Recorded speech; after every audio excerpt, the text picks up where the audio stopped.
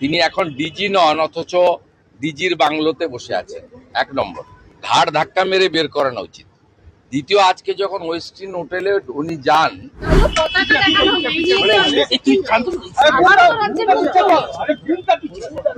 পড়ার কিছু নেই, তো একটা ইতরদের পার্টি, অসভ্য বর্বর, তাদের কাজ তারা করছে, অসুবিধা কি আছে? কুকুরের কাজ হচ্ছে মানুষের পায়ে কামড়ানো, মানুষের কাজ তো কুকুরের পায়ে কামড়ানো। এসআইআর এর বিরোধিতা করতে করতে আর কত নিচে নামবে তৃণমূল কংগ্রেস? শুধু তৃণমূল কংগ্রেস নয়, সিপিএমও একটু আগে সুপ্রিম কোর্টের কমেন্ট নিশ্চয়ই পেয়েছেন, বলছে আমাদের তো আরো কাজ আছে, শুধু পশ্চিমবঙ্গ নয়। অনারেবল চিফ জাস্টিসের কমেন্ট দেখেছেন? সকলেই বিরক্ত,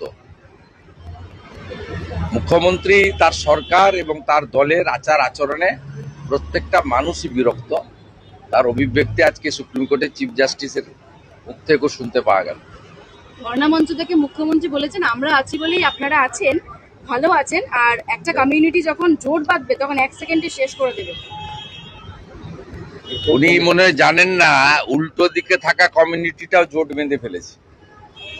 আমি যে উনাকে হারিয়েছি নন্দীগ্রামে, উনি যে কমিউনিটিটাকে ইঙ্গিত করছেন, তো খুলেই বলি, মুসলিমদের কথা বলছেন। সেই মুসলিম কমিউনিটি এখন হুমায়ুন কবিরের পিছনে জোট বেঁধেছে বাবরি মসজিদের জন্য, মুসলমান মুখ্যমন্ত্রী করার জন্য।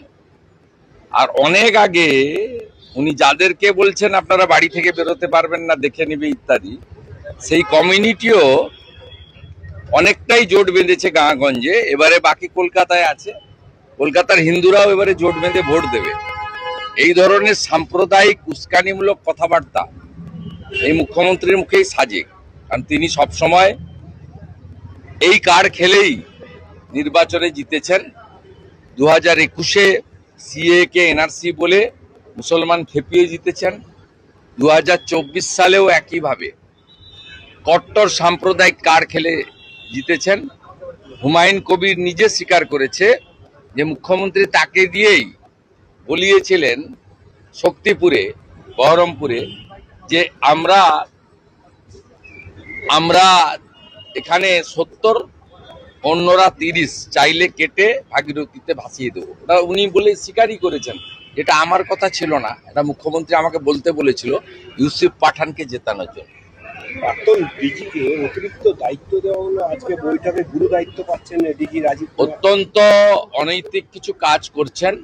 তিনি এখন ডিজি নন, অথচ ডিজির বাংলোতে বসে আছেন। এক নম্বর, ঘাড় ধাক্কা মেরে বের করানো উচিত।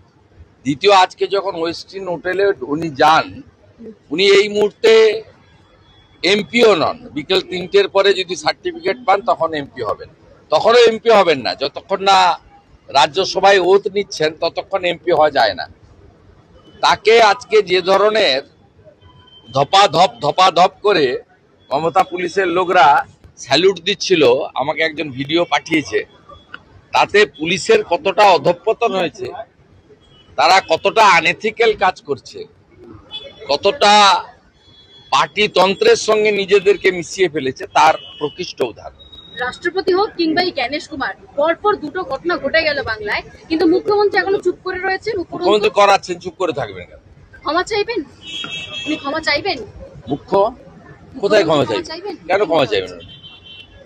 মুখ্যমন্ত্রী ক্ষমা চাইবেন কেন? এটা তো উনার আজকের নয়। গত লোকসভা নির্বাচনে যে মাঠে বর্ধমানে মুখ্যমন্ত্রী সভা করে এসছেন, তার 3 দিন পরে ওই মাঠে প্রধানমন্ত্রীকে সভা করতে দেয়। সম্প্রতি গত সপ্তাহে 2 তারিখে অমিত শাহজির হেলিকপ্টার নামার পারমিশন এসেছে দিল্লি থেকে, ধমক খাওয়ার পরে, স্বরাষ্ট্র দপ্তর থেকে ধমক খাওয়ার পরে। উনার নামার 2 ঘন্টা আগে নীতিন নবীনজিকে বিহারে নামতে হয়েছে, পশ্চিমবঙ্গে হেলিকপ্টার নামার পারমিশন দেয়। উনি ক্ষমা চাইবেন কেন? এরা তো নয় রাজনৈতিক নেতৃত্ব, যদিও এরা অনেক বড় স্ট্যাটাসের নেতৃত্ব, কিন্তু সাংবিধানিক প্রধানের সঙ্গে যে কাণ্ডটা করা হয়েছে, এই কাণ্ড করার পরে কেন, আমি তো জানতে চাইছি কেন নন্দিনী চক্রবর্তী, ডিজিপি দার্জিলিং এর ডিএম এবং সিপি শিলিগুড়ি, তারা এখনো সাসপেন্ড হয়নি।